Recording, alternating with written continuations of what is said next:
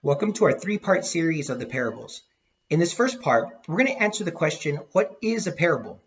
Then, by applying what we've learned to the parable of the sower from this Sunday's gospel, get a better understanding of how to read the parables in general.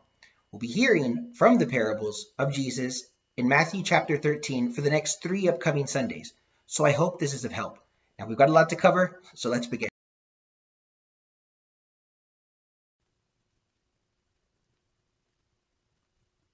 Here are 4 things you should know.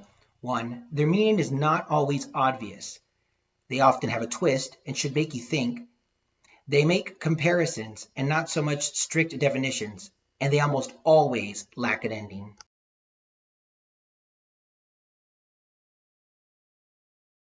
Let's begin with verse 3. And he told them many things in parables, saying, A sower went out to sow, and as he sowed, seeds fell along the path, and the birds came and devoured them. Other seeds fell on rocky ground, where they had not much soil, and immediately they sprang up, since they had no depth of soil. But when the sun rose, they were scorched, and since they had no root, they withered away. Other seeds fell upon thorns, and the thorns grew up and choked them. Other seeds fell on good soil and brought forth grain, some 100, some 60, some 30. He who has ears, let him hear. The first thing you need to ask yourself is, what kind of farmer is this? Who scatters seeds along a path?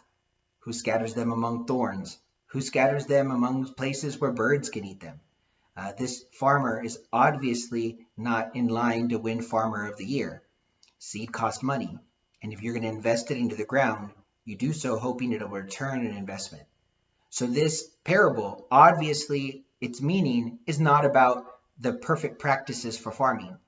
Its meaning has to do with the kingdom.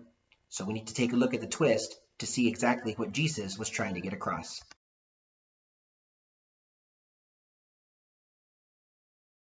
An interesting note is that in the time of the Lord Jesus, if a sower had sown seed and done a good job of doing it, a 7-fold harvest would have been considered great. He would have been ecstatic. So that for a careless farmer who goes and sows seed and doesn't get just a 10, but a 30 or a 60 or a 100-fold on his harvest, this is miraculous. Let's hear from the Lord Jesus himself exactly what this has to do with the kingdom. Hear then the parable of the sower. When anyone hears the word of the kingdom and does not understand it, the evil one comes and snatches away what is sown in his heart. This is what was sown along the path. As for what was sown on rocky ground, this is the one who hears the word and immediately receives it with joy.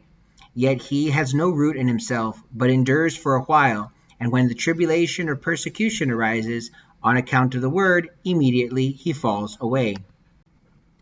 As for what was sown among the thorns, this is the one who hears the word, but the cares of the world and the delight of the riches choke the word, and it proves unfruitful. As for what was sown on good soil, this is he who hears the word and understands it.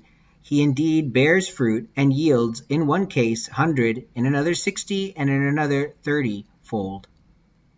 So what we take from this is that when the Lord Jesus comes to plant the seed in us, fertile soil, the harvest will be far more than we could ever imagine. So imagine if we took the care to prepare some better soil for the Lord. What wonders he could do for us, despite what seems like such careless sowing. God bless you.